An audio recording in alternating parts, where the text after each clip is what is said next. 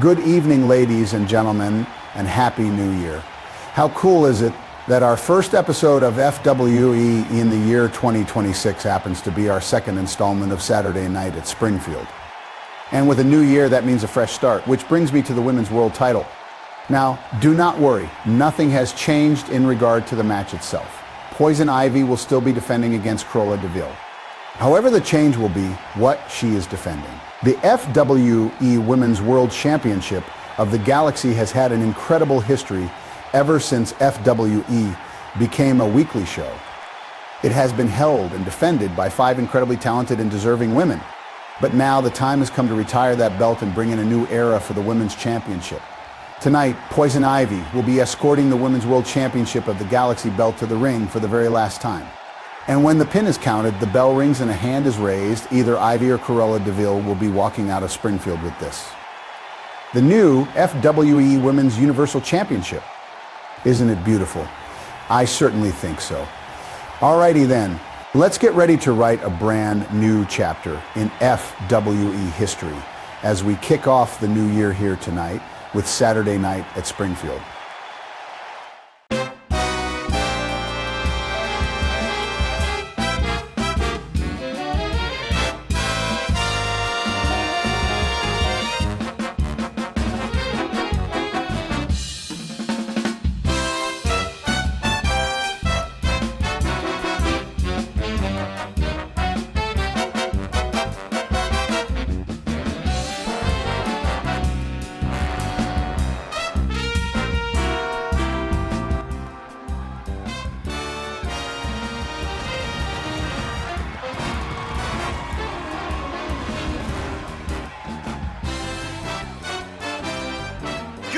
Ladies and gentlemen, and Happy New Year as we ring in the year 2026 with the second installment of FWE's Saturday Night at Springfield. I'm Seth Cole alongside of Jack Mitchell, and Jack, here tonight it's almost like we're starting it off with a bang. We're getting ready here for our glorified house show, if you will, a special PLE, and we're kicking things off in a big way.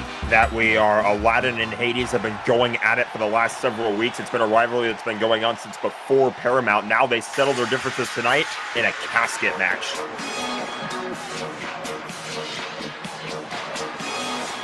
Making his way to the ring, representing the Outsiders from Baghdad, Iraq, weighing in at 163 pounds, This is a rivalry that's gone on since before Fallout. Hades and Aladdin, they were involved in a qualifying match that was to be in that Intercontinental Championship picture at the Showcase of the Immortals at Paramount. Aladdin suffering multiple tombstone pile drivers on the outside of the ring by Hades. He's called in Hercules. He's called in the Teenage Mutant Ninja Turtles. Nothing has been able to work, and now Hades has got an alliance with this individual known as the Shadow Lord. Aladdin feeling this is his best opportunity to maybe finally put the plague known as Hades to rest. Come on, ladies, sing along with Hades. Let me show you girls around in my town. New Hades sure beats living underground in my town. I got a penthouse on Spark Avenue. and his opponent, representing the Disciples of Darkness from the pits of hell, weighing in at 220 pounds, the Warden.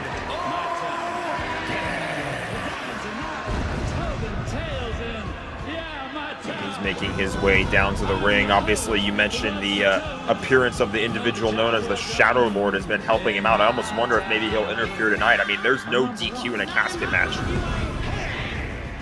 No countouts, no disqualifications. Basically, you just gotta put your opponent inside the casket and close the lid to be victorious. You bring up a great point there. We saw the Shadow Lord actually pick up a victory over Aladdin in one-on-one action in recent weeks. On that flip side, obviously we could see an appearance by Shadow Lord here tonight, but who could Aladdin maybe have called upon here as well with no disqualifications? Does he bring in a lot of the individuals he called upon here in the last month and a half. Do we see some new players come into here? We haven't yet really seen his tag team partner Flynn Rider get involved in this rivalry, though I can't really say that I blame him. I mean, big opportunity here for Aladdin as well to be able to stack the deck in his favor, if you will, with there being no disqualifications whatsoever. I mean, it's an interesting point you bring up. There could be some, could almost be like you, tag team match in a sense if you bring out some other people to help you out. It is a casket match. There are no pinfalls, submissions, disqualifications, or countouts. The only way to win is for a superstar to force their opponent inside of the casket. After closing the casket lid shut, the remaining superstar will be declared the winner. Let the match begin!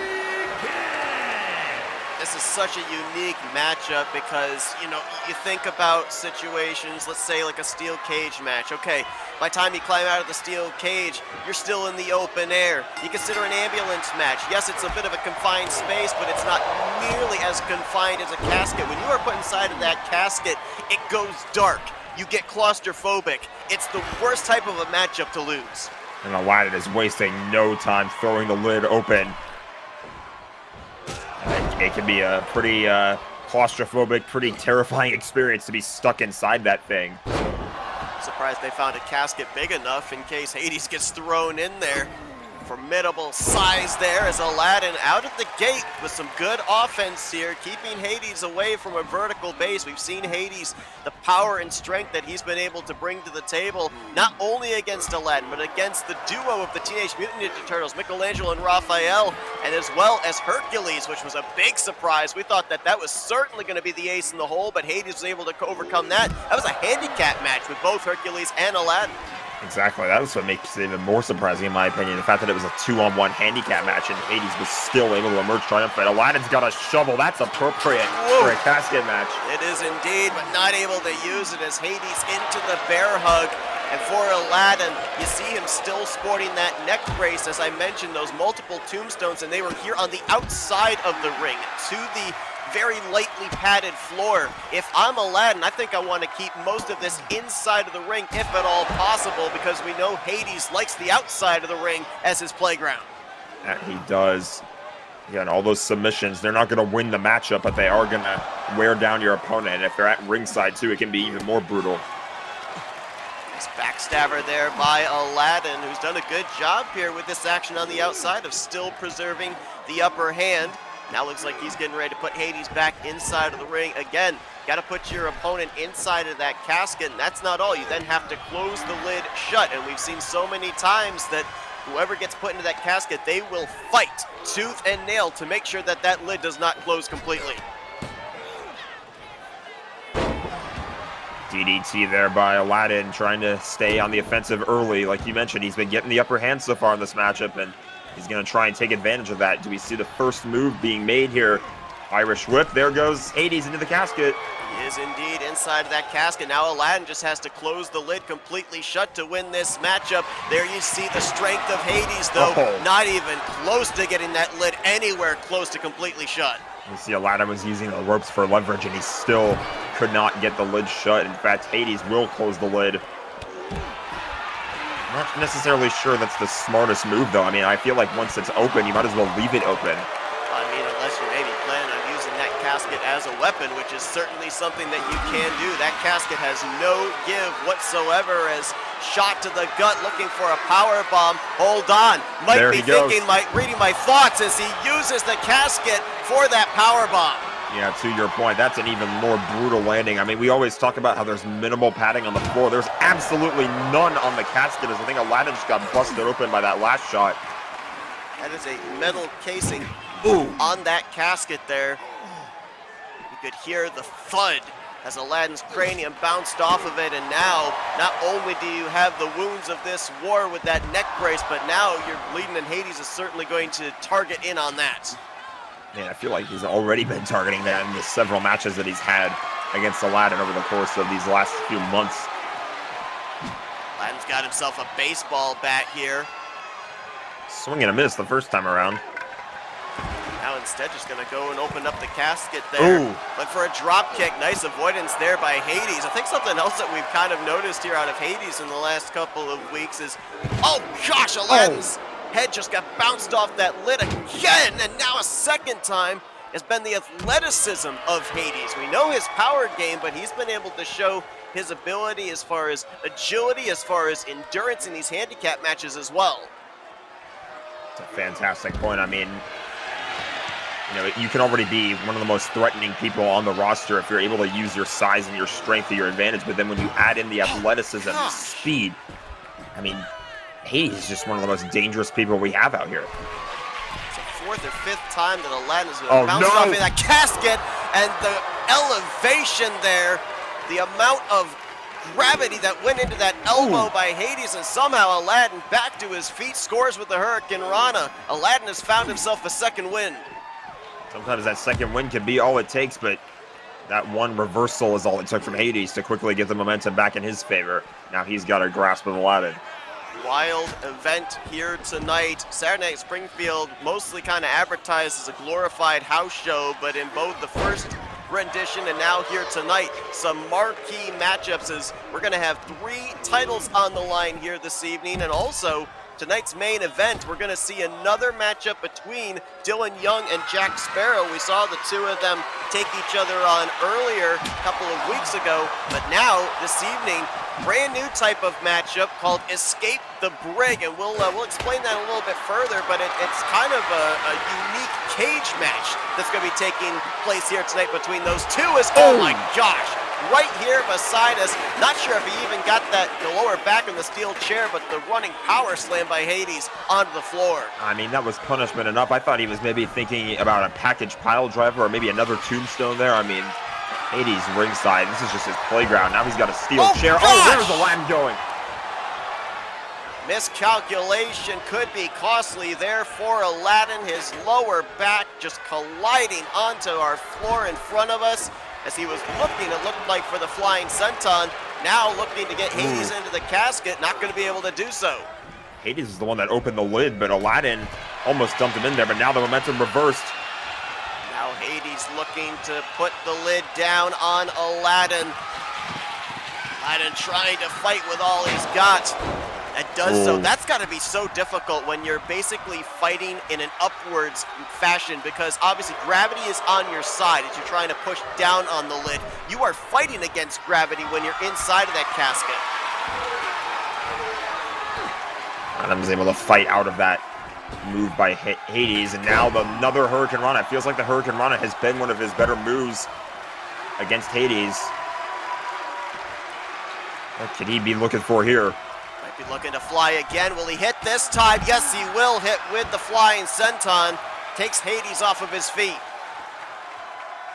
I feel like it took just a little bit more out of Hades than it did. I mean, Aladdin is obviously still standing, but here he goes again. Hades doesn't even get knocked down, though. No. It winded Aladdin. But he never got off his feet. The point that I was trying to make is that Aladdin was a bit more winded by that one, even though Hades was the one that got knocked down, but then he went to the well a second time and didn't even affect him. Here we go again. Oh no, wow. You knew it was going to happen at some point, that Hades was going to call back on that tombstone on the outside. That braced neck of Aladdin delivered down into the concrete floor beneath.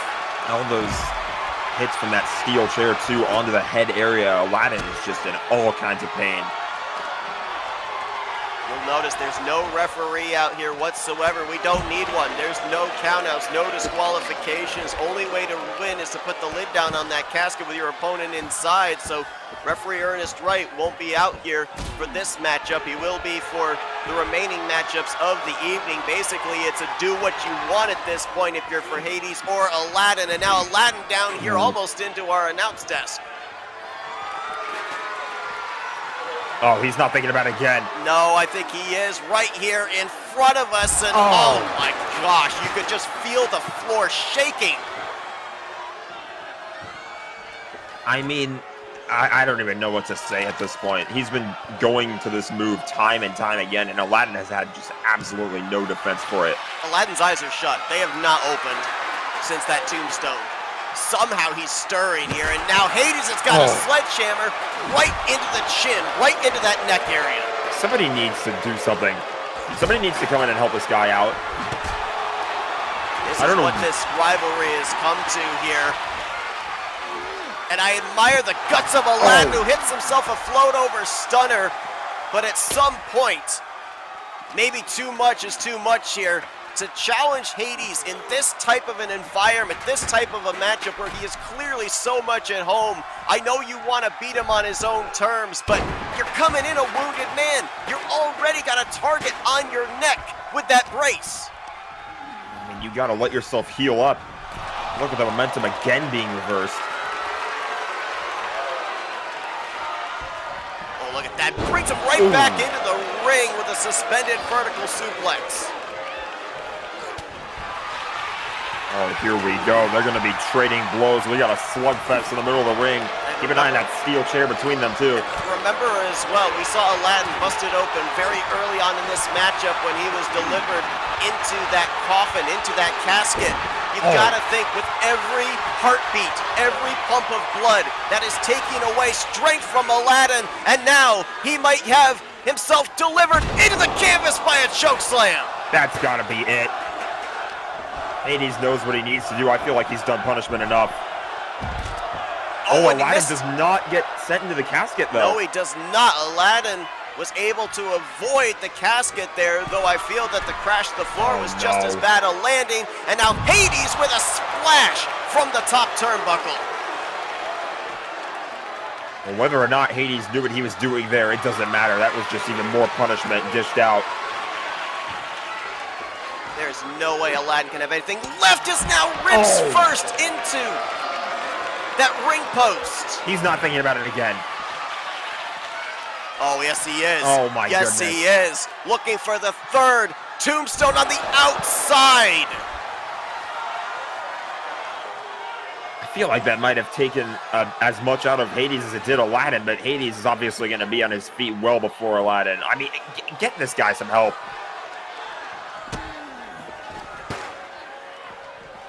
I get wanting to beat this guy at his own game, on his own turf, but at the end of the day, I mean, you're a broken man. Somehow still going to fight out of it. And the thing about it here, too, is Hades can take as long as he wants. There's no time limit. If he wants to continue to dish out punishment on Aladdin, that's at his mercy. Aladdin, though, hit that float-over stunner, and now looking for even more punishment. Might look for that stunner again. He'll hit it. Aladdin fired up all of a sudden. I don't know where he is getting this from. He might be thinking about another one here. Oh, the jawbreaker from Hades, though. I think he went to the well one too many times.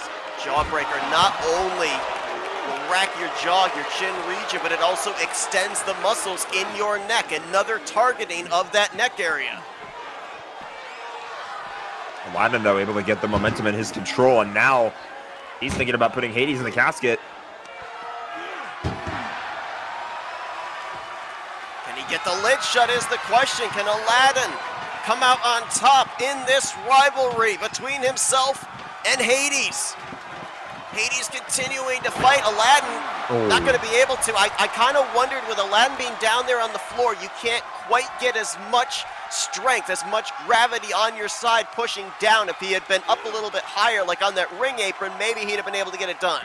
That's a good point, but I also feel like maybe it was a bit of a psychological thing as well. Maybe, you know, after having all that momentum on Hades' side, and the next thing he knows, he's lying down in the casket as Aladdin is trying to close the lid. I almost wonder if maybe Hades was fazed by that.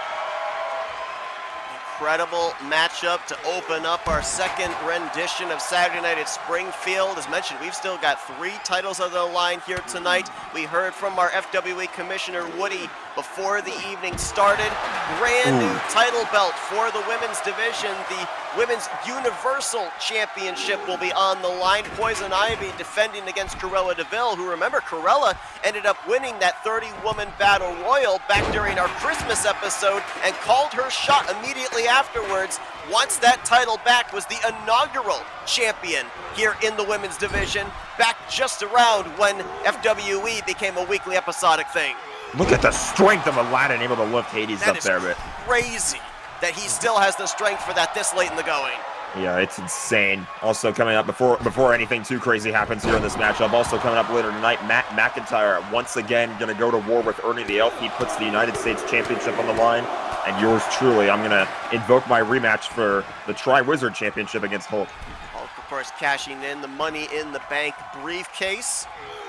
As now looks like Hades has been busted open by Aladdin, so both of our competitors, definitely showing the wounds of this war. And shoulder first into the post, Aladdin with the pop-up powerbomb there off of the top rope. But again, you're not going for a pinfall or a submission. Sling blade going to hit there, and all of a sudden Aladdin is rolling. And he take advantage of the momentum, though. Those last few moves, again, it feels like it took a lot more out of Aladdin than it did Hades, but he's going to get to his feet first.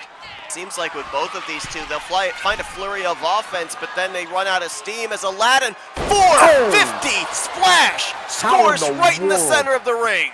How in the world did he connect with that? That And now if you're Aladdin, you've got one job. That could have been it. Aladdin now puts Hades into the casket. Well, where is he going? I don't know if he thought about maybe dishing out a bit more punishment, or he's going to try and do this on the floor. Taking a little bit of time there, which may help Hades to be able to regain some strength.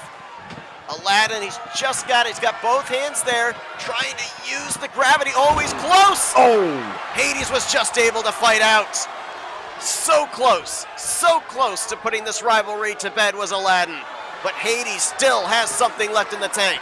So close yet so far. You can see the wound on Hades' forehead as well. Oh, another float over stunner.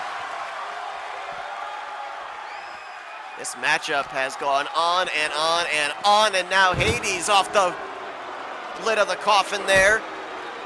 That closed it, though. Oh, man. Modified pop rocks on the outside.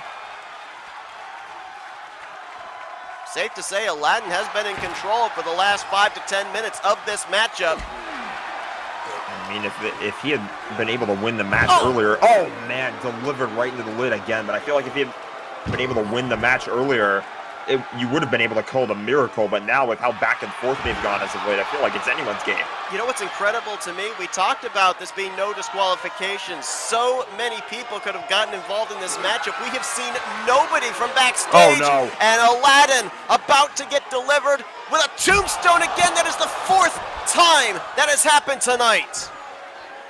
4 tombstones, but again, Hades taken out of a lot of the air taken out of his lungs on that move, but he still gets right back up to his feet. Is he thinking about a fit? No, he's not. Gosh! Oh! That's a human being, not a lawn dart. Get him some help. Now just straight right hands, uppercut. This has got to be near the end here for Aladdin now, is bounced off of that casket. Back first. He's not getting up. No, this has got to be it. I will be shocked if Aladdin's able to fight out of this. The punishment he's been delivered here. There is the casket closed. Hades wins the matchup. Aladdin has been put in the casket here tonight. Here's your winner, the Well, give Aladdin credit. He put up a heck of a fight. But at some point, you knew Hades was going to continue to go to that tombstone pile driver 4 different times, delivered Aladdin's head to the concrete on the outside. I feel like if you're Aladdin, you've got to rest up, take some time before you even dare challenging Hades again. Coming up next, the new FWE Women's Universal Championship on the line. Cruella DeVille taking on Poison Ivy. Poison Ivy has had an incredible run ever since winning the title away from Mulan. Had quite an interesting title defense against her that ended up going on 3 different matches. We'll talk a little bit more about that here in a minute. Women's Universal Championship.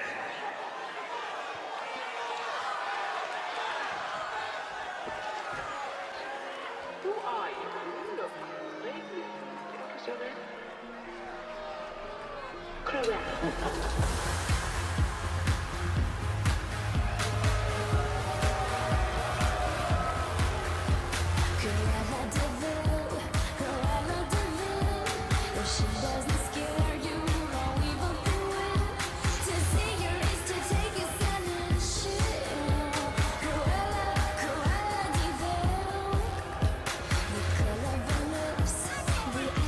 You mentioned it earlier, Seth. Cruella immediately calling her shot after she won the All I Want for Christmas Battle Royal on the women's side, or more of a Royal Rumble than a Battle Royal. But immediately after that match was over, grabbed the microphone and said, "I want a challenge for the Universal title."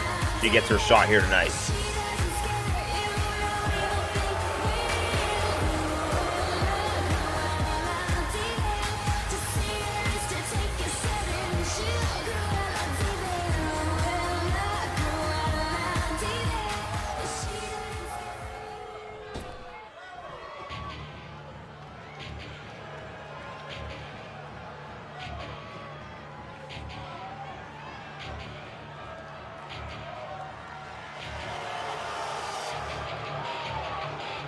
There you see, for the very last time, the original Women's World Championship of the Galaxy title belt going to be escorted to the ring.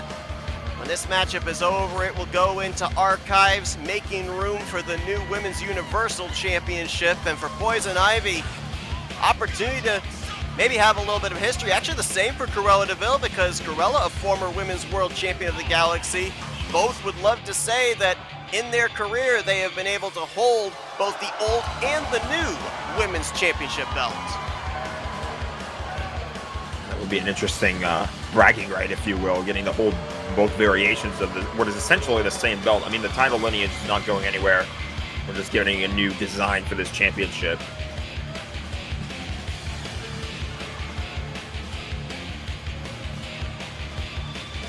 Poison Ivy had to win a fatal four-way to get a title shot against Mulan.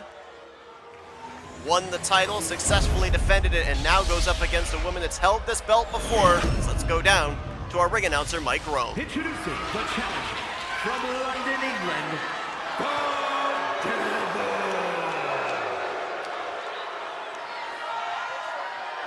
And her opponent from parts unknown, the Women's Universal Champion, Ivy.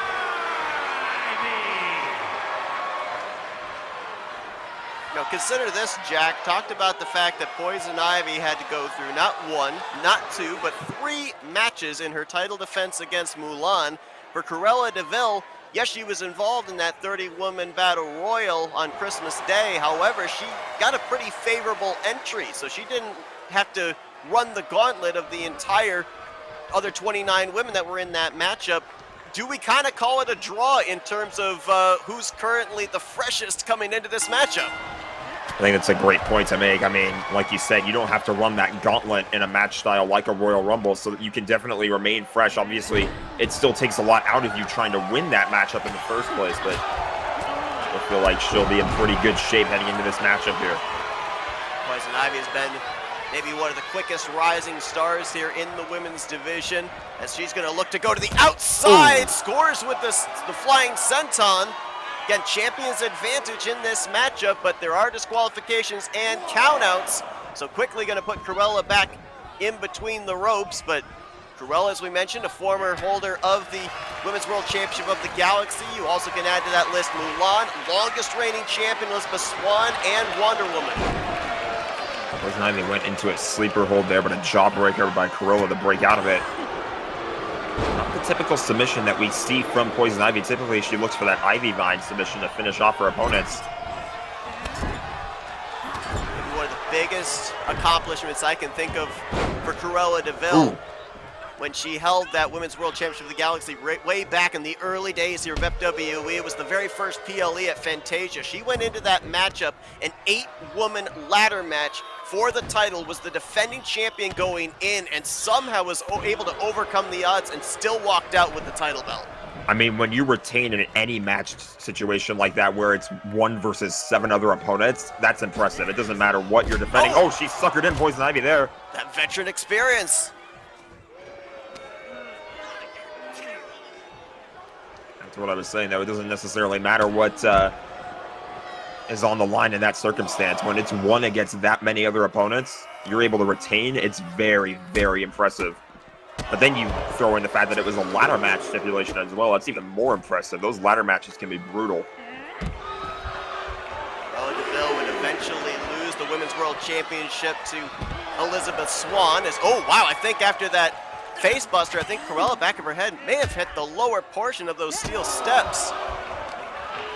But it's surprising, ever since Cruella lost the title to Elizabeth Swan, she got her title rematch, she was unsuccessful, and this is the first time since then that we've actually seen Cruella back in the Women's World Championship picture. It certainly has been a minute, so it can be a bit of an extra motivational feeling, if you will, once you get back into the title picture after you've spent some time out of it. Ernest Wright is at a count of 7. Poison Ivy back in the ring, and she might be content to just wait there. If there's a count out, she'll retain. Nope, Cruella's going to get in before referee hits a count of 9. It's the knee and a big kick there to the back of the head with those pumps. Poison Ivy, though, going to fight out of it with that springboard. Oh, what's the cover, but... Oh, man. When we talk about the veteran experience of Cruella, maybe the rookie mistakes there of Poison Ivy, not making sure that Cruella's leg was nowhere near that bottom rope. Shots. That was a big one. Spinning back elbow by Poison Ivy. The champion is rolling as she makes her way to the top rope. There she goes. Knee drop connects, and now has Cruella in position, looking for the Ivy Vine. It's going to be locked in. Going for that submission right in the center of the ring. Ivy Vine locked in, nowhere for Cruella to go. Cruella's been in this before. Looked like Ivy might have actually released the hold there. You could use it twofold to put your opponent away or to just wear them down. She's going to go back to that well again. It can absolutely wear you down. All the pressure on the, not just the legs, but also the blood rushing to your head. I mean, it's a brutal submission to be stuck in. It's even more brutal when it's in the middle of the ring, too. So you have, none of your extremities are touching the floor. So you have absolutely no way of trying to work your way to grab the ropes and break it up. There goes Poison Ivy again.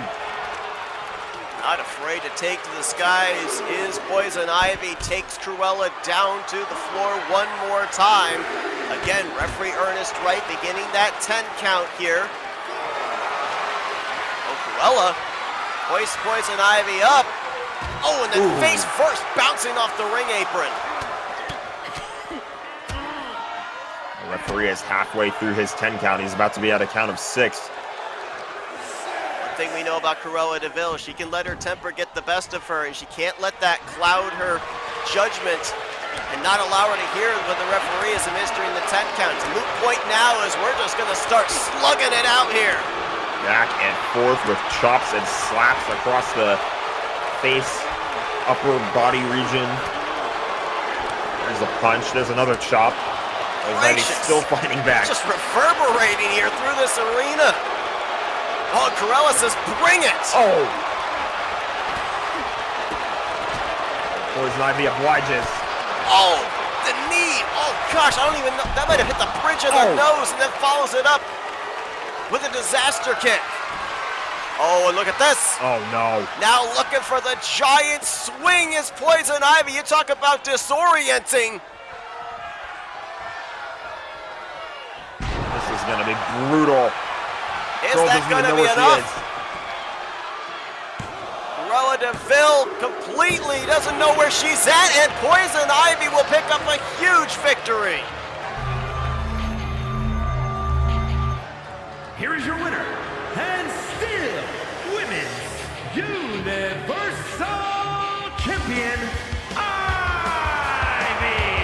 Well, the Christmas wish does not come true for the original Women's World Champion of the Galaxy, as she has to adhere to the new Women's Universal Champion. Has that new title now all in her possession, but coming up next, we resume this blood feud. Ernie Elf takes on Matt McIntyre for the United States Championship. This thing goes back a long, long ways. At one point, Matt McIntyre got Ernie fired from the company. Now he puts the title on the line against his most bitter rival. And is for the United States Championship.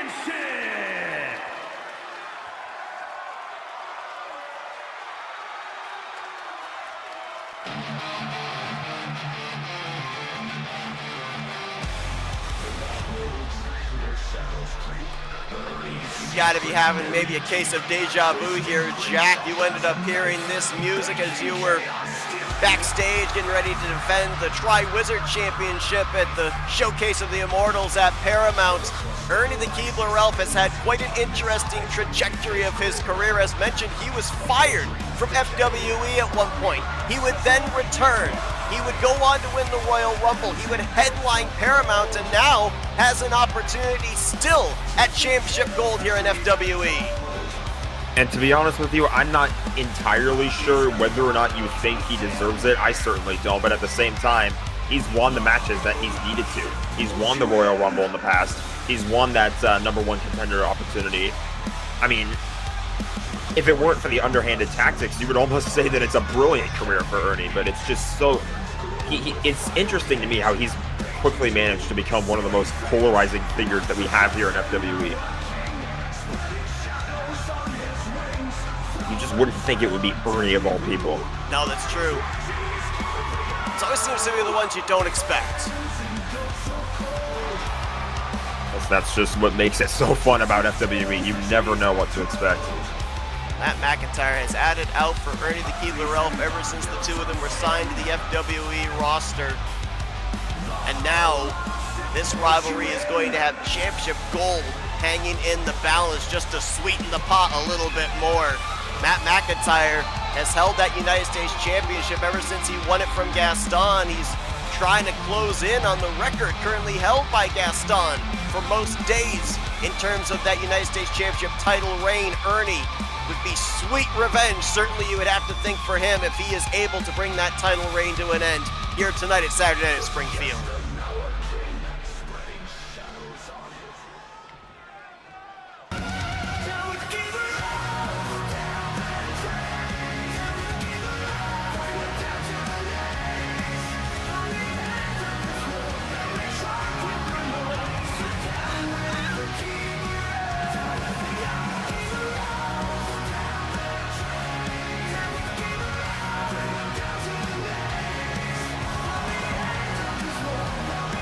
Well, we've all got our opinions about the family, but you cannot take anything away from what Matt McIntyre has been able to do, the title defenses he's had since he won this United States Championship. But let's not forget, the matchups he previously had against Ernie the Keebler Elf, there really were no rules involved. As a matter of fact, the matchup in which Matt McIntyre was able to get Ernie fired was an ambulance match. Tonight, it's a traditional one-on-one championship matchup, so there are disqualifications, there are countouts. You've been in the ring with Ernie in those type of stipulations. What kind of words of advice would you give to Matt here heading into this title defense?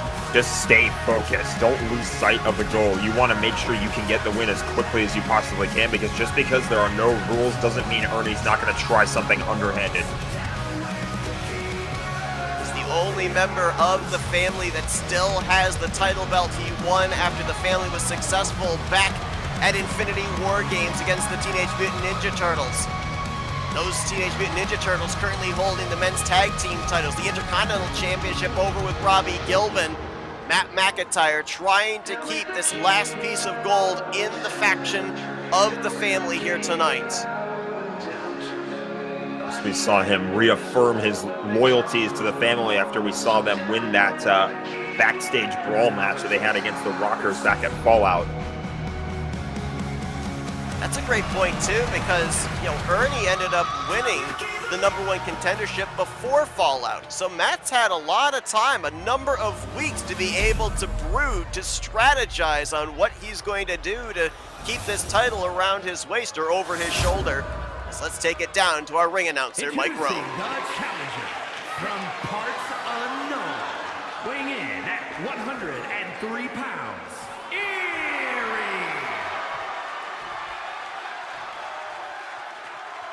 and his opponent from Evansville, Indiana, weighing in at 192 pounds, the United States Champion, Matt McIntyre.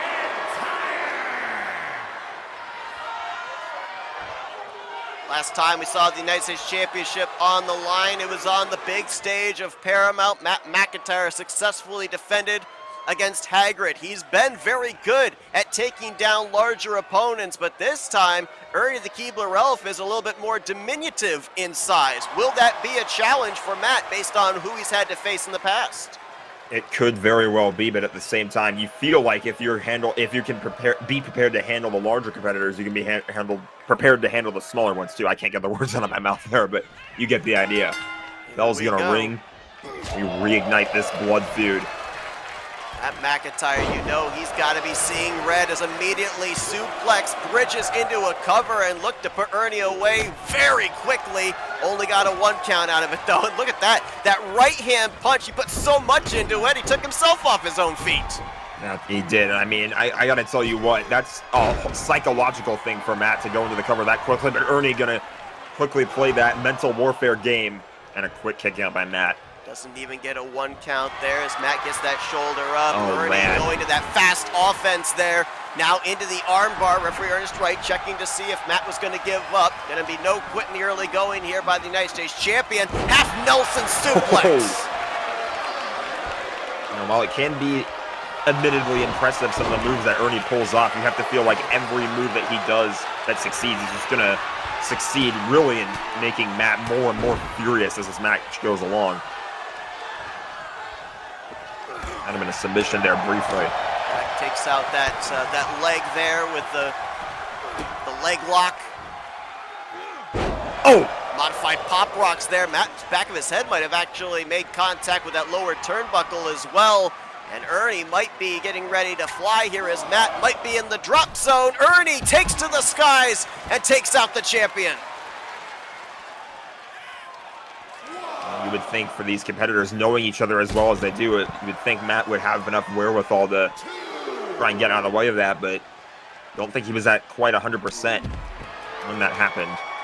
Big clothesline there on the outside. You know, we've seen Matt be a fighting champion, take nothing away from him, but I kind of feel like that in this type of a matchup, he'd be more than willing to just dish out as much punishment on the outside here and take a count-out victory over Ernie, because he would still walk out with the title.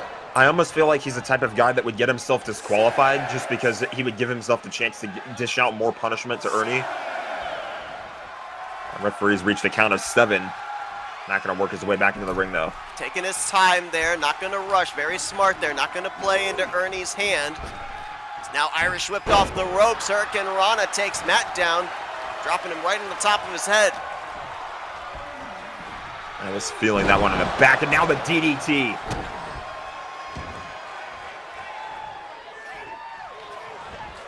Oh, wow, basement drop kick in the corner.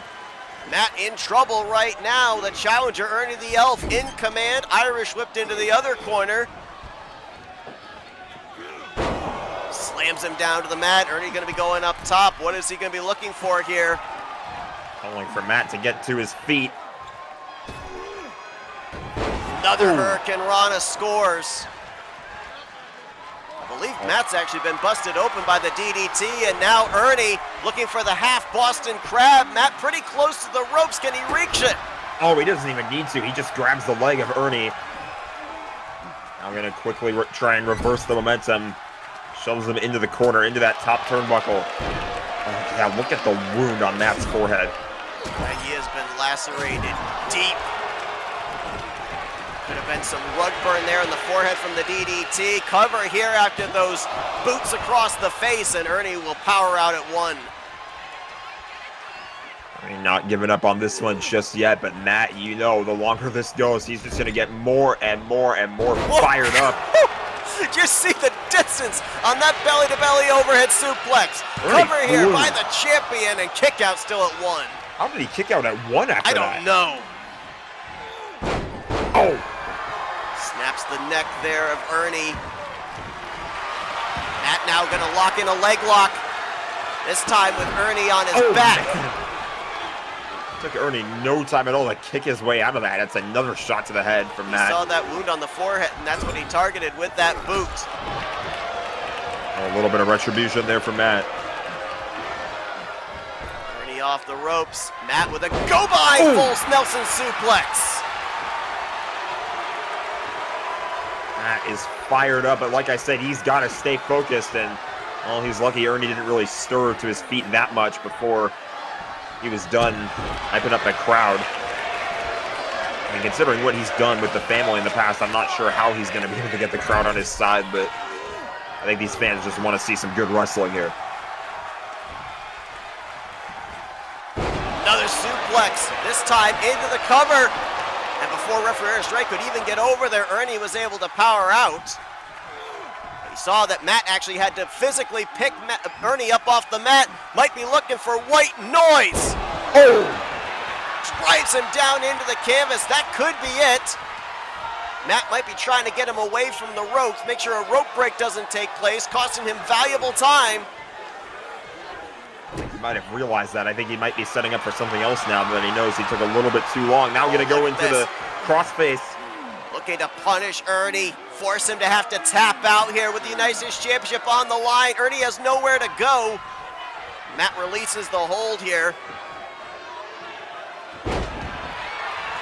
Drop to the face. Is that a case of Matt realizing Ernie wasn't going to tap out, or he just wants to dish more punishment? It could be both. I mean, these two have been through hell together. And I mean that almost literally. They had a Hell in a Cell match against each other at one point. Matt to the top rope. Scores with a leg drop. The distance on that was incredible. I was going to say, look at the distance he had to cover, and he's still connected. Here we go. Oh, this just spells out the animosity between these two. Going into an old-fashioned Donnybrook. Trading shot for shot in the middle of the ring.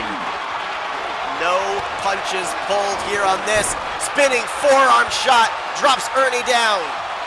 Matt McIntyre in control and now locks in the sharpshooter.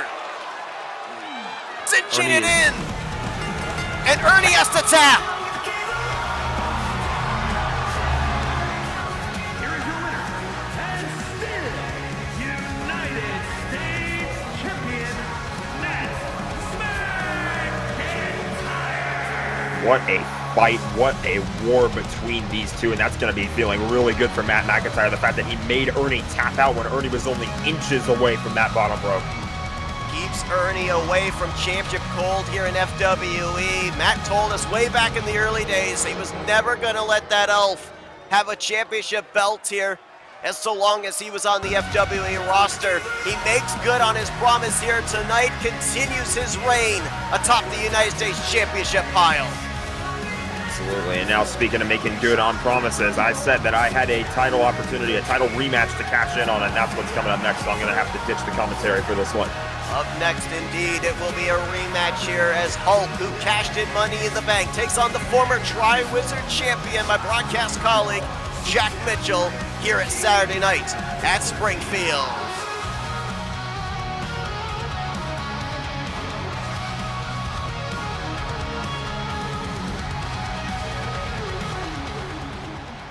The following contest is scheduled for one fall and is for the Men's World Championship.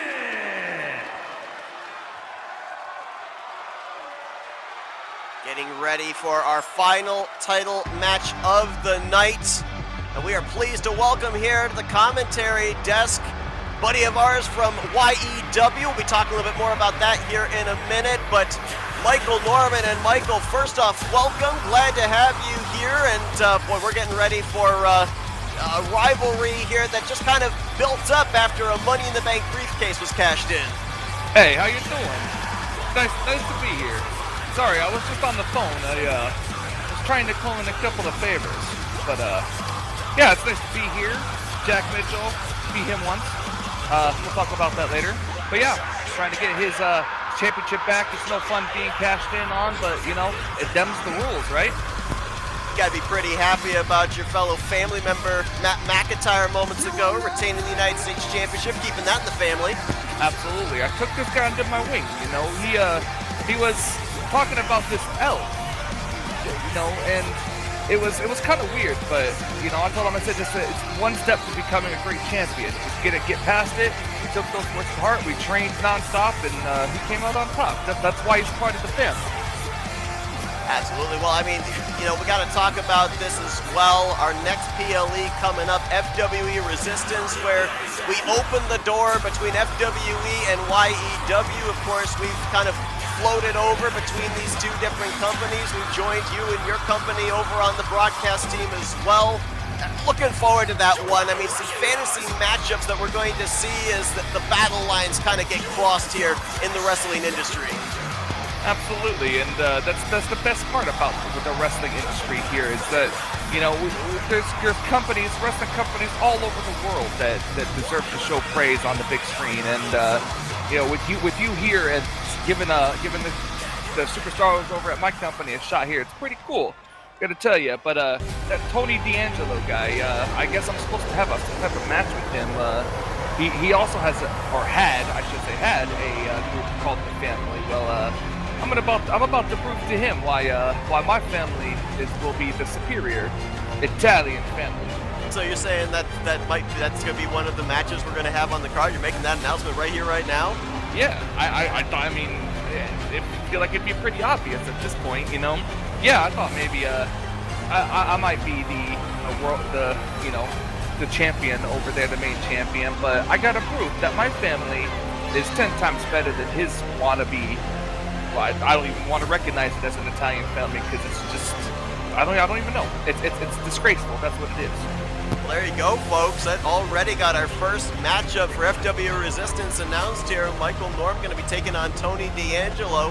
I'll say this reservedly with you beside me here. The family versus the family, I guess, if you will.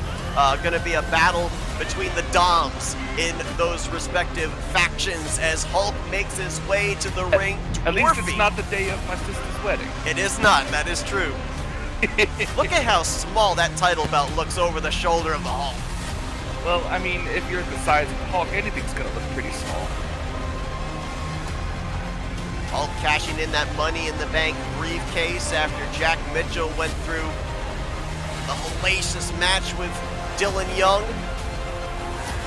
Tell you one thing for sure, I'm gonna stay away from this guy. Nobody likes him when he gets angry. And, no.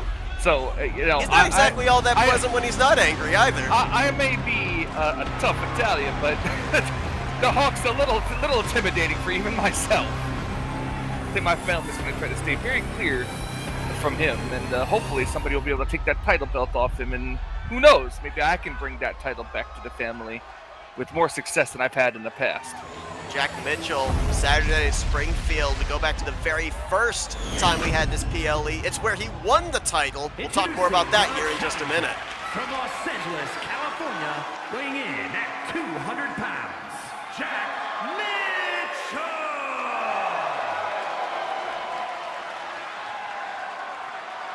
And his opponent from New York, weighing in at 600 pounds, the men's 600 pounds. champion. That's a heavy meatball. And that's not soaking wet either. Jack wishes he could weigh that much soaking wet. Well, not to you open... you gotta give the size advantage here to Hulk, but I would not count out Jack Mitchell. I've been in the ring with this guy over on in my company, and I mean he's no joke. He's gonna be a champion, whether it be here or in mine very soon. And you know, I gotta give props to the man. If he was Italian, I would have invited him into the family. Not to open old wounds. And see, just exactly like that. Springboard Superman punch, I call that. And then you just get shoulder tackled. You gotta get the Hulk off his feet, that's for sure. I mean, not to open old wounds here, but if you go back to the Royal Brawl where you were unsuccessful in winning the Tri-Wizard Championship from Dylan Young, it was then afterwards that Dylan Young at the very first Saturday night at Springfield faced Jack Mitchell, and Mitchell was able to win the Tri-Wizard Championship for the very first time in his FWE career. Maybe Saturday night at Springfield is his stomping ground if he's able to go 2 for 2 and win the title here at the second iteration of this PLE. Oh, PLE? Didn't you just say it was just a glorified house show? It is a glorified house show, but we advertise as a PLE. You gotta talk to your supervisor on that. Just like one. how That- you that was just- advertise that pizza is the food of the family when really it's a Greek food. Well, I mean, pizza, meatballs, you know, it's all up there. I thought meatballs were Swedish. Not always. Jack Mitchell hit that knee in the corner. Now the running boot right across the face of the Hulk. I felt that before, and it's not pleasant. Remember this as well. Jack Mitchell had already been through a match with Dylan Young before he was cashed in on Hulk, so there was obviously a difference in terms of the physicality, the endurance level. Hulk was coming in fresh. Now the both of them here when the bell rang, both as close to 100% as you probably can get, so more of a fair fight if you're the challenger, Jack Mitchell. Yeah, there's nothing to a fair fight. You could be 100% and still not come out on top. So, I mean, like I said, the Hulk is going to be the one that you feel like. I mean, look at him. This guy just posing, thinking that Jack's not even a threat. He's got to watch out. Oh gosh! And yes, once a powerful clothesline like that. Now Jack the one celebrating. Come on, you got to keep your eyes on the prize here. You've been in the ring with Jack Mitchell, as you said. I mean, what are some of the things that Hulk has to be aware of here when facing off against somebody like this? You gotta make sure you gotta go for the legs. You know, when you have a powerful, tall guy like this, you gotta take the legs out, take the strength out. Now, Hulk's gotta watch out for that because I'm sure he knows by around this time that he can't just play with his food, so to speak. You know, you've got to stay on top of it. Don't take him lightly. The minute as you know, you see that happen there, the minute your mind thinks, oh, I got this in the bag, I'm just gonna have fun, then suddenly, bam, you're without a title. So, you know, I'll admit I got that cocky in my title matches before, and look what happened. No, you gotta lock in and set it down. And that's what the Hulk's got to do tonight. Kick out there by Jack Mitchell at 1 after the big splash by Hulk. Again, remember, there are countouts, there are disqualifications, so the champion's advantage would go to Hulk at this point as he's gonna swing Jack Mitchell to the outside, and he'll follow him out there. Don't know if this is smart if you're the champion, but we'll see. Kick right under the jaw there. Reverse mule kick by Jack Mitchell. Referee Ernest Wright beginning that 10 count here. Yep, on the outside, you got to pay attention. You can't win the title by count out and submission. You can do damage out there, but you got to keep an eye on that ref's count. We are certainly looking forward to the upcoming PLE of Resistance. That, of course, is going to be on January 22nd, where myself, Jack Mitchell, going to be joined by you and Kyle Matthews. The aligning of FWE and YEW is, oh my gosh, what a clothesline in the corner by the Hulk. That could do it. Looking to retain the title here tonight, and not even a 1 count. Yep, you got to keep an eye on it. Don't let that get in your head. Also, I gotta say this. How is Ernest Wright? Since he left my company, I see he's got a nice home over here. I don't know. I really don't know what to tell you. It's been interesting the last couple of weeks. He's taken a couple of bumps. He's been on the receiving end of a few Hurricane Ranas, and he's also missed quite a number of calls. There was a point where there was a foot on the rope, and he still ended up counting a 3. There's been a couple of interferences that should have been disqualifications, and he's kind of turned a blind eye. I'm not sure what's going on with him. He might not be feeling so good lately. It's a nice move by Jack Mitchell to get Hulk on the outside. This guy almost blends in. He's so green with this grass down here. He does. He blends in, and then Ernest Wright with that light blue shirt almost blends in with the canvas there. Well, I blame whoever it is that decided to color it that light blue. That would be our design team. You can leave suggestions in the suggestion box on your way out if you want. What the heck is a suggestion box? I don't know. Don't know if I'm allowed to curse on your broadcast, so I'm keeping it PG. Big knee there by the Hulk. So I'm glad you don't ever have cameras in the back with me and Matt. Oh, we've made sure whenever there are matches involving Ernie the Keebler Elf to keep cameras away from Matt, because we probably will be off the air if we end up listening to anything he says. Ooh, nice back elbow there. Knocks Jack flat on the ground here. You know, it's look out. Ernest. Sling blade by Jack used. That's one of his finisher moves. Does he have enough to put the Hulk away? To be a win the two-time title? champ, and a kick out at 1 by the Hulk. I want to say that was 2. I think I saw the ref's hand at least hit the mat right as he kicked out. So I'd say 1.9. This crowd here at Saturday at Springfield saying And fight another forever. Superman punch. Hits him flush on the jaw. Mitchell firing on all cylinders here. Would love to join Dylan Young as a multi-time Tri-Wizard champion. Big miss by Hulk. But then blocks. Oh, and look at the headbutt.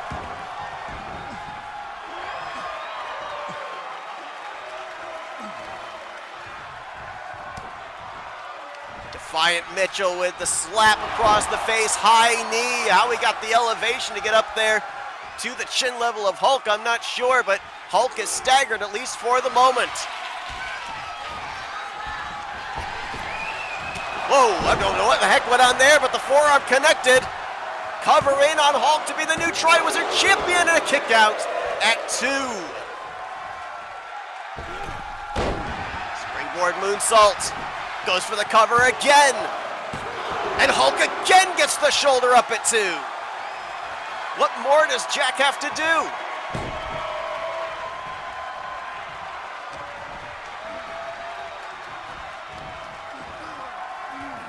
Hulk now puts Jack up against the ropes. Oh my gosh, what in the heck? Reverse Alabama slam might be coming, and indeed it does. The impact to the chest region, the ribs, the lungs. Oh my gosh! Duplex. He had his arms, his hands around the throat of Mitchell as he tossed him over his head. This could be it. Cover is in to retain the title tonight, and Jack gets the shoulder up at 2. I told you, this guy is very tough. You know, it's going to take a lot more than that to put away Jack. But what is it going to take? Because both of these guys have seemed to try to hit their best shot, and they can't seem to be able to get the job done. Wait, hold on. Oh, wait, what? Lights just went out. Wait, is the Undertaker here? Jack, I hope not. you should have listened. Wait, hold on. I know that voice. It's Thanos! Thanos is here, and he's targeting Jack Mitchell. These two had an Iron Man match back in the day, and now Thanos has got himself involved in this matchup as he delivers a power bomb to Mitchell on the outside. Where the heck is the referee? Second time hoisted up and down with the sit-down power bomb. Thanos interjecting himself in this matchup, and now we've lost the lights again. What the heck is going on? I think Hulk had the referee distracted with that. I don't know. The ref was looking around, talking to someone about the lights thing. He didn't see any of that. Jack Mitchell just was the recipient of 2 power bombs on the outside. Thanos making an appearance here this evening in this title matchup, and now Hulk gonna look to take advantage of the situation. Bench pressing Mitchell above his head on the outside.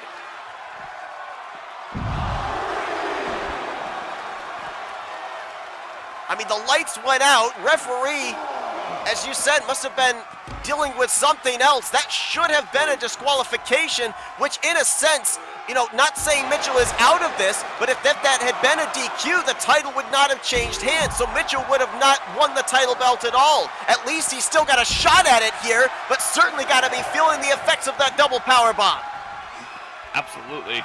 I mean, you can't just take 2 power bombs from Thanos and just walk it off. What happened to you? You lost your accent. I was scared. Did you think it was the Undertaker? I did, and my YEW Covered. persona came out. Cover from Hulk After onto Jack. guillotining him off of the top rope, and Mitchell will kick out. As I was trying to say before the lights went out, that you know what? I'm so flustered right now that I can't even talk. Oh, now I remember what I was trying to say. Jack has the heart, but what is Hulk calling for here? He's got the fist maybe as he's loading up. Oh, Big God. right hand. Lights came out in the arena. They may be out in Jack Mitchell's head. Cover in. Hulk does not retain. Oh my gosh. I told you, Jack has heart. And like I said, I would have recruited him into the family a while ago, but that was the heart of that. But now look, I think Hulk getting angrier, and you really don't want that as a nice jackknife powerbomb. Another power bomb, this time from Hulk, and this time Hulk will retain. But give the assist to the interference by Thanos here tonight. And still, men's world champion. Well, Hulk took advantage of the situation that was given. He retains the title here tonight at Saturday Night at Springfield. But it would appear that the rivalry has re-sprouted between Mitchell and Thanos. What kind of a fallout is this going to have here as we draw into Resistance and head towards Power Up? Up next, you talk about rivalries. This one gets to a spearhead. Dylan Young, Jack Sparrow, one final time tonight. It is Escape the Brig. I'll see you around. Appreciate you joining me here on commentary, Michael. We look forward to joining you and Kyle on January 22nd for FWE Resistance. As there you see it, ladies and gentlemen, the steel cage hanging above the ring. This matchup going to have a very unique stipulation here tonight.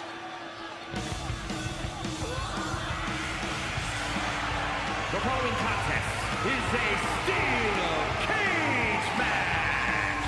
Making his way to the ring, representing the Thrill Seekers from Tampa, Florida, weighing in at 220 pounds, Dylan Young. Making his way to the ring. My broadcast colleague Jack Mitchell has made his way back here to the commentary table. I can only imagine, man, what emotions are running through your head right now. It's going to be like that. It's really going to be like that. This is not over, Thanos. You and I are going to see each other again. I bet your ass this is not done. God, I can't believe he did that. This is insane. I don't know how I'm going to be able to sit down and call a match right now. I'm a little bit ticked off, but I'm going to do my best to try and add to this one because it's a huge matchup. But man, I'm fired up. I certainly understand your frustration here. As speaking of fire, you see the fiery torches here on the ring as Jack Sparrow makes his way to ringside. It was Jack Sparrow that basically requested this matchup from our FWE Commissioner Woody. Escape the Brig. So basically, the only way you can win this matchup is by escaping the cage. Most of our steel cage matches you can win by pinfall or submission. Escaping the cage is also an option, but tonight it is the only option for these competitors. When you say the only option, there's two options to escape the cage, if you will. You can climb up and out of the cage, or you can ask the referee Ernest Wright to open the door for you and get out that way. Either way, it doesn't matter how, as long as both feet touch the floor ringside, that's considered an escape. And of course, this match can be very, very brutal because as you see that steel cage being lowered, you can use that cage as a weapon. You can grab your opponent, throw him into those steel bars. It's a rough landing. I mean, there's certainly somebody I'd like to throw in some steel bars right now. I'm sure. I mean, the concept of this type of a matchup, specifically with this stipulation, is punishment. Deal out enough punishment to your opponent that they stay down long enough for you to have the time to either escape over the top, as we see Dylan Young trying to do here in the early going, or have enough time for the referee to open up that steel cage door. Already went for it, but you see Jack Sparrow very quickly bringing him down. I mean, this is another feud that goes all the way back. If you're not familiar, it goes all the way back to Mortal Kombat when Dylan basically forced his way into the Elimination Chamber match.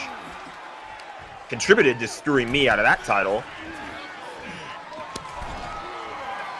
Attack Jack Sparrow backstage. We would see Jack Sparrow make a triumphant return. He would lock Dylan Young inside of a steel cage, and we would eventually also see him and Dylan Young on our Christmas Day special participate in a Miracle on 34th Street fight in which Jack Sparrow was victorious. You know, so it seems almost fitting and appropriate that this matchup and this rivalry basically comes to an end tonight inside this Escape the Brig match. Jack Sparrow looking to dish out even more justice. I mean, the sentence that I just said, again, not to take away from this match, but it's made me realize, I feel like there's a bigger target on my back than I might realize. Because first you have Dylan Young, and now you've got Thanos. I mean, and you had Hulk as well cashing in, which, I mean, that was a cash in, fair enough. We could have done that at everyone, but still. Oh, Big nice kick disaster by kick. Sparrow. Yeah, we just had moments ago Michael Norman here helping me call the matchup. You were involved in there. We talked about YEW and FWE crossing paths at our upcoming PLE, FWE Resistance.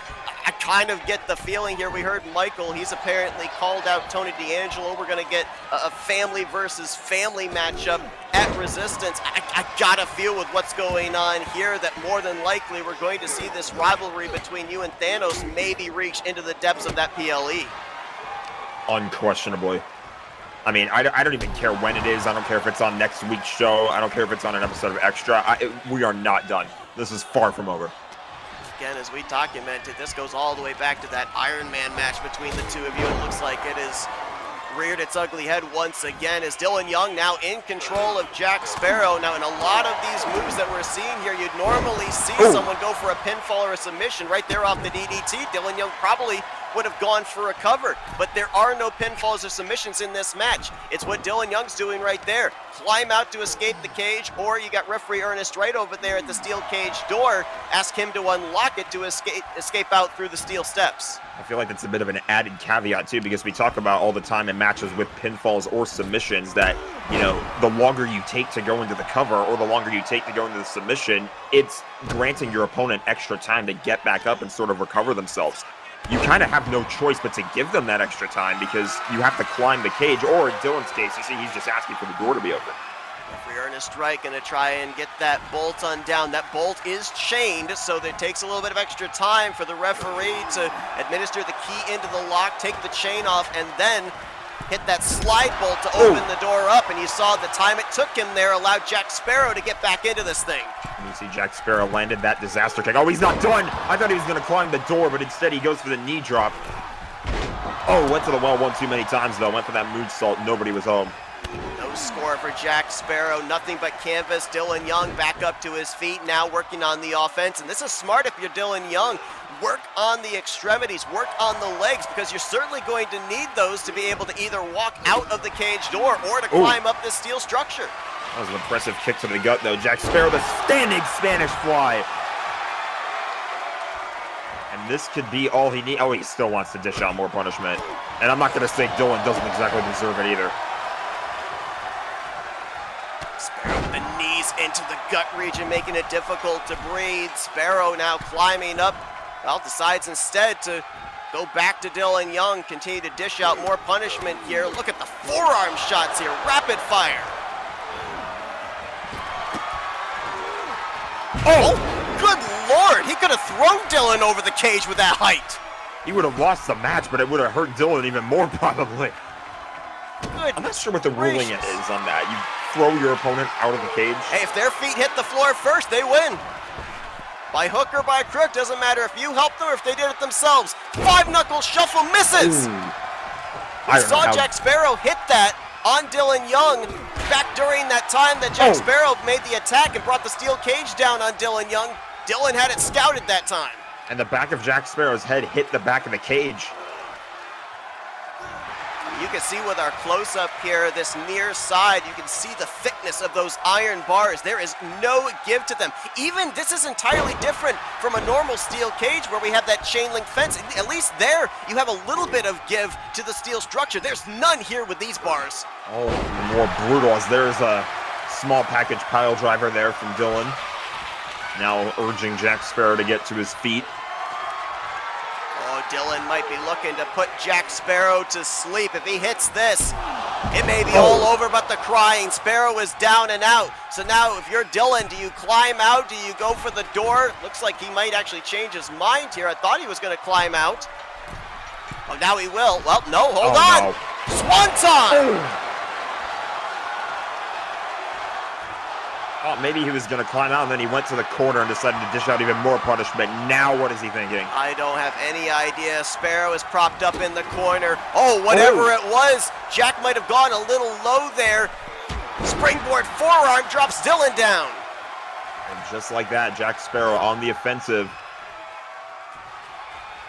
And the only way to win is to escape, as there's a huge kick. You cannot win with pinfall or submission. A couple times we've seen these competitors start the climb and then change their minds. You see it again from Jack Sparrow. German suplex, lariat, clothesline, drops Dylan down. Ooh. Top rope moonsault scores as well.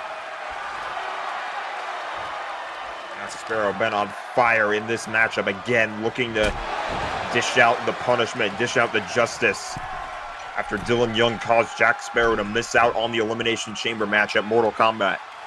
It's funny, we've only really seen Dylan make an attempt to escape the cage. Saw him do it very early on this matchup. Ushered referee Ernest Wright to open up the door. Jack Sparrow seems very comfortable staying in the steel structure, dealing out as much punishment as he can to Dylan Young as a big running boot right across the face. Well, he just wants to make damn sure that if Dylan goes down, he's not going to get back up. Dylan, though, able to reverse that punch. We're going to go back and forth again. Big shot there from Jack Sparrow. Jack's got rings on his fingers, and I believe that those rings he's got in his left hand may have just busted Dylan Young open on the left side of his face. But hold the phone. Dylan looking for a second. Go to sleep. Hits it. That could be all she wrote, but Dylan taking some time trying to gain the favor of the audience, but he's still going to start working his way out of the cage. Now it's just a matter of, does Jack Sparrow start stirring? Dylan making his way up there to the top. If he can get out to the outside, it's going to be very difficult for Jack Sparrow to get him back in.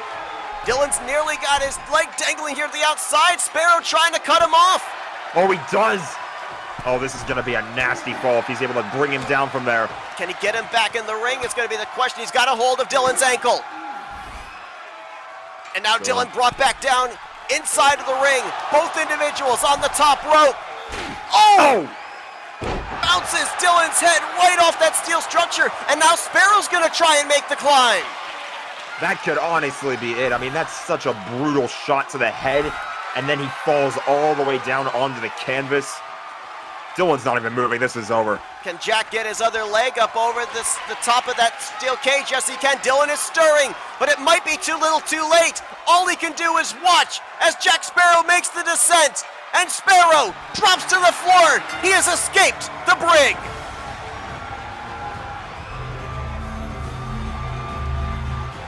Here is your winner, the Captain Jack. What a matchup here tonight. Sparrow with another level of redemption against Dylan Young. Wow. What a night here at Saturday night at Springfield. A lot on our plate and still to be decided with Resistance a month away. We thank you all for joining us here tonight for Saturday Night at Springfield for FWE.